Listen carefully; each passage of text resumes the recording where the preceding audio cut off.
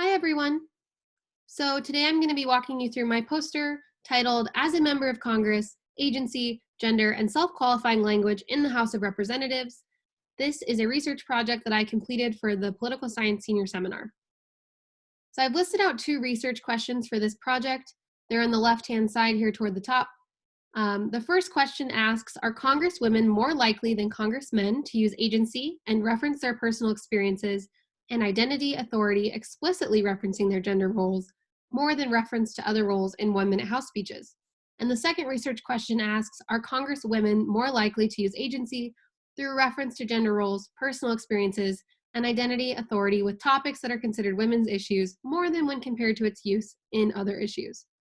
So in the same column, I've listed out the background or the literature for this project. It predominantly focuses on the agency and personal experiences that representatives use, institutional norms and systems, as well as how women's representation in politics is affected by speech and language, and then studies that identify women's issues. So now moving into the methods section of this project, I did a content analysis with a manual keyword search. I completed statistical testing for significance, and the sample size of this was 701 1-minute House speeches, which I randomly selected between the times of January 2019 and October 2019, using the 116th congressional session, which is the current session. When I coded the speeches, I used different keyword dictionary terms of gender stereotyped roles and norms that are considered self-identifying or self-referential, such as a mother or as a father, or as a grandmother or as a grandfather, and as a woman and as a man.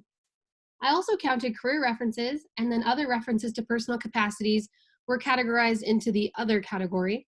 And the other category includes references to the self as a member of Congress, references to race, references to religion, references to a capacity as a partner or a spouse, reference to being a family member or a sibling, or finally a personal reference to a life event.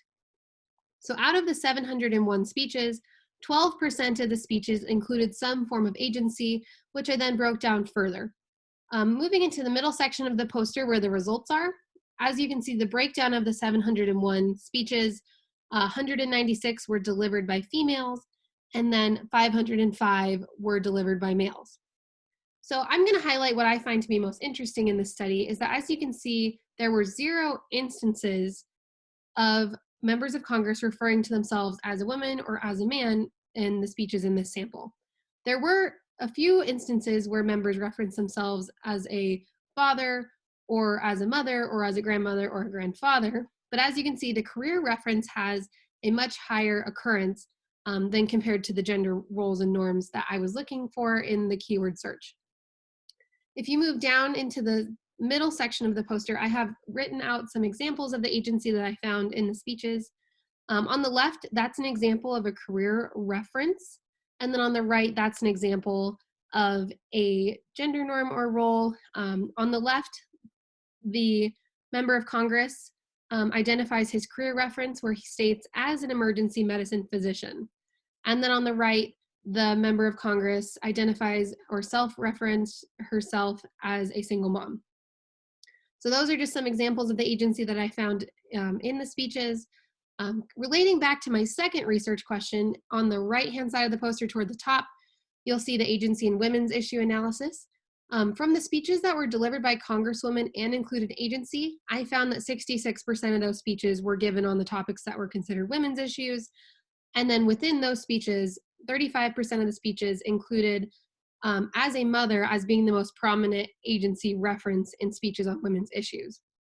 So overall, I find the most interesting finding to be that there were not any gender-specific references for the category of as a woman or as a man by congressmen or by congresswomen.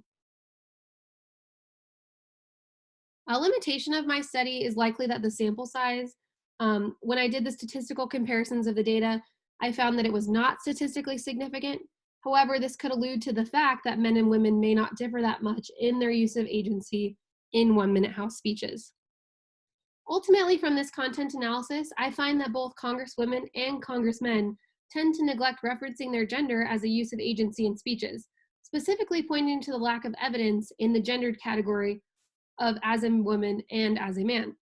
Furthermore, congressmen and congresswomen's use of agency by referring to themselves as a mother or father, or as a grandmother or a grandfather in their speech is pretty minimal when it's compared to the use of the career references. I also then was able to conclude that the agency use was higher for congresswomen in speeches on women's issues than when compared to speeches on other issues. Out of the speeches that were given by congresswomen, the 66% were on the women's issues, with 35%, including agency, referencing to the capacity of as a mother. Overall, the lack of evidence of gender-specific references to as a woman and as a man shows that both congressmen and congresswomen neglect to reference their gender as a use of agency in one-minute House speeches. This research updates our understanding of when and how politicians use gender references and identity references in the Congress with the highest ever share of women House members. So that's my research project. I hope you've enjoyed this presentation as much as I enjoyed conducting this research.